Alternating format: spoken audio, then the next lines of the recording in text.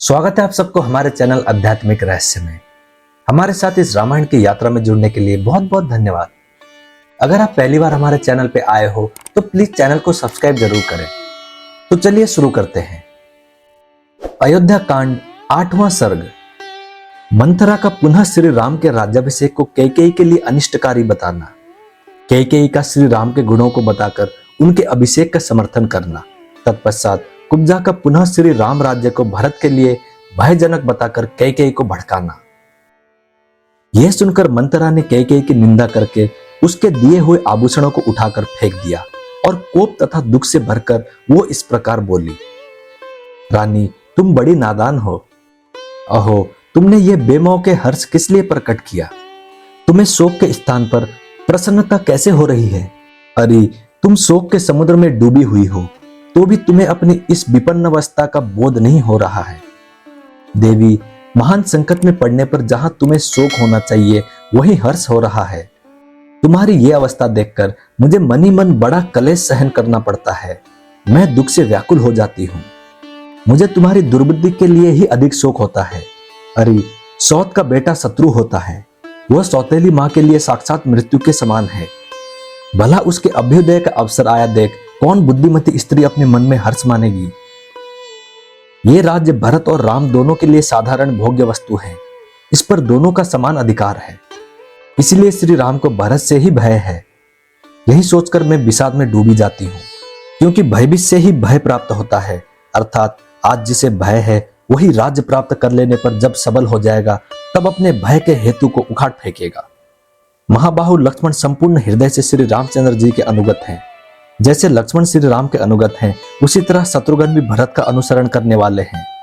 भामिनी, उत्पत्ति के क्रम से श्री राम के बाद भरत का ही पहले राज्य पर अधिकार हो सकता है।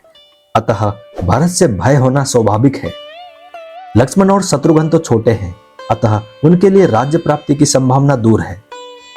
श्री राम समस्त शास्त्रों के ज्ञाता हैं, विशेषतः क्षत्रिय चरित्र राजनीति के पंडित हैं तथा समयोचित कर्तव्य का पालन करने वाले हैं। अतः उनका तुम्हारे पुत्र के प्रति जो क्रूरतापूर्ण बर्ताव होगा उसे सोचकर मैं भय से कांप उठती हूँ। वास्तव में कौशल्या ही सौभाग्यवती है, जिनके पुत्र का कल पुष्य नक्षत्र के योग में श्रेष्ठ ब्राह्मणों द्वारा युवराज के महान पद पर अभिषेक होने जा रहा है।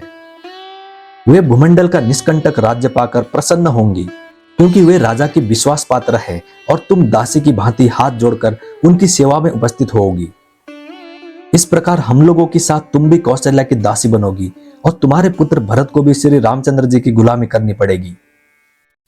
श्री रामचंद्र जी के अंतःपुर की परम सुंदरी स्त्रियां सीता देवी और उनकी सखियां निश्चय ही बहुत प्रसन्न होंगी और भरत के प्रभुत्व का नाश होने से तुम्हारी बहुएं शोकमग्न हो जाएंगी। मंथरा को अत्यंत अप्रसन्नता के कारण इस प्रकार बहकी बहकी बातें करती देख देवी कैकेयी ने श्री राम के गुणों की ही प्रशंसा करते हुए कहा, कुब्जे, श्री राम धर्म के ज्ञाता, गुणवान, जितेंद्रिय, कृतज्ञ, सत्यवादी और पवित्र होने के साथ ही महाराज के ज्येष्ठ पुत्र हैं।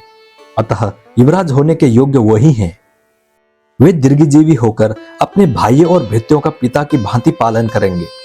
कुब्जे, उनकी अभिषेक की बात सुनकर तू इतनी जल क्यों रही है? श्री राम की राज्य प्राप्ति के 100 वर्ष बाद नरश्रेष्ठ भरत को भी निश्चय ही अपने पिता पितामहों का राज्य मिलेगा। मंथरे, ऐसे अभ्युदय की प्राप्ति के समय जबकि भविष्य में कल्याण ही कल्याण दिखाई दे रहा है, तू इस प्रकार जलती हुई सी क्यों संतप्त हो रही है? मेरे लिए जैसे भरत आदर के पात्र हैं, वैसे ही बल्कि उनसे भी बढ़कर श्री राम हैं, क्योंकि वे कौशल्या से भी बढ़कर मेरी बहुत सेवा किया करते हैं। यदि श्री राम को राज्य मिल रहा है तो उसे भरत को मिला हुआ समझ, क्योंकि श्री रामचंद्र अपने भाइयों को भी अपने ही समान समझते हैं। कैकेयी की यह बात सुनकर मंथरा को बड़ा दुख हुआ। वो लंबी और गर्म सांस खींचकर कैकेयी से बोली, रानी, तुम मूर्खतावश अनर्थ को ही अर्थ समझ रही हो। तुम्हें अपनी स्थिति का पता नहीं है। तुम दुख के उस महासागर में डूब रही हो जो शोक, इष्ट से वियोग की चिंता और व्यसन, अनिष्ट की प्राप्ति के दुख से महान विस्तार को प्राप्त हो रहा है। कैकेयी राजकुमारी, जब श्री रामचंद्र जी राजा हो जाएंगे तब उनके बाद उनका जो पुत्र होगा उसी को राज्य मिलेगा। भरत तो राज परंपरा से अलग हो जाएंगे। भामिनी, राजा के सभी पुत्र राज्य सिंहासन पर नहीं बैठते हैं। यदि सबको बिठा दिया जाए तो बड़ा भारी अनर्थ हो जाए। परम सुंदरी कैकेयी नंदिनी, इसीलिए राजा लोग राजकाज का भार ज्येष्ठ पुत्र पर ही रखते हैं। यदि ज्येष्ठ पुत्र गुणवान ना हो तो दूसरे गुणवान पुत्रों को भी राज्य सौंप देते हैं। पुत्र वत्सले, तुम्हारा पुत्र राज्य के अधिकार से तो बहुत दूर हटा ही दिया जाएगा, वो अनाथ की भांति समस्त सुखों से भी वंचित हो जाएगा। इसीलिए मैं तुम्हारे ही हित की बात सुझाने के लिए यहाँ आई हूं, परंतु तुम मेरा अभिप्राय तो समझती नहीं, उल्टे सौत का अभ्युदय सुनकर मुझे पारितोषिक देने चली हो। याद रखो, यदि श्री राम को निष्कंटक राज्य मिल गया तो वे भरत को अवश्य ही देश से बाहर निकाल देंगे अथवा उन्हें परलोक में भी पहुंचा सकते हैं। छोटी अवस्था में ही तुमने भरत को मामा के घर भेज दिया। निकट रहने से सौहार्द उत्पन्न होता है, यह बात स्थावर योनियों में भी देखी जाती है। लता और वृक्ष आदि एक दूसरे के निकट होने पर परस्पर आलिंगन पास में बंद होते हैं। यदि भरत यहाँ होते तो राजा का उनमें भी समान रूप से स्नेह बढ़ता, अतः वे उन्हें भी आधा राज्य दे देते। भरत के अनुरोध से शत्रुघ्न भी उनके साथ ही चले गए।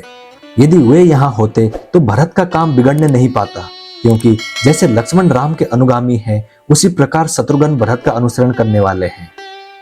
सुना जाता है जंगल की लकड़ी बेचकर जीविका चलाने वाले कुछ लोगों ने किसी वृक्ष को काटने का निश्चय किया, परंतु वो वृक्ष कटीली झाड़ियों से घिरा हुआ था, इसलिए वे उसे काट नहीं सके। इस प्रकार उन कटीली झाड़ियों ने निकट रहने के कारण उस वृक्ष को महान भय से बचा लिया। सुमित्रा कुमार लक्ष्मण श्री राम की रक्षा करते हैं और श्री राम उनकी। उन दोनों का उत्तम भ्रातृ प्रेम दोनों अश्विनी कुमारों की भांति तीनों लोकों में प्रसिद्ध है। इसीलिए श्री राम लक्ष्मण का तो किंचित भी अनिष्ट नहीं करेंगे, परंतु भरत का अनिष्ट किए बिना वे रह नहीं सकते, इसमें संशय नहीं है। अतः श्री रामचंद्र महाराज के महल से ही सीधे वन को चले जाएं, मुझे तो यही अच्छा जान पड़ता है और इसी में तुम्हारा परम हित है। यदि भरत धर्मानुसार अपने पिता का राज्य प्राप्त कर लेंगे तो तुम्हारा और तुम्हारे पक्ष के अन्य सब लोगों का भी कल्याण होगा। सौतेला भाई होने के कारण जो श्री राम का सहज शत्रु है, वो सुख भोगने के योग्य तुम्हारा बालक भरत राज्य और धन से वंचित हो राज्य पाकर समृद्धशाली बने हुए श्री राम के वश में पड़कर कैसे जीवित रहेगा। जैसे वन में सिंह हाथियों के यतुपति पर आक्रमण करता है और वो भागा फिरता है, उसी प्रकार राजा राम भरत का तिरस्कार करेंगे। अतः उस तिरस्कार से तुम भरत की रक्षा करो। तुमने पहले पति का अत्यंत प्रेम प्राप्त होने के कारण घमंड में आकर जिनका अनादर किया था, वही तुम्हारी सौत श्री राम माता कौशल्या पुत्र की राज्य प्राप्ति से परम सौभाग्यशालिनी हो उठी हैं। अब वे तुमसे अपने वैर का बदला क्यों नहीं लेंगी? भामिनी, जब श्री राम अनेक समुद्रों और पर्वतों से युक्त समस्त भूमंडल का राज्य प्राप्त कर लेंगे, तब तुम अपने पुत्र भरत के साथ ही दीनहीन होकर अशुभ पराभाव का पात्र बन जाओगे। याद रखो, जब श्री राम इस पृथ्वी पर अधिकार प्राप्त कर लेंगे, तब निश्चय ही तुम्हारे पुत्र भरत नष्टप्राय हो जाएंगे।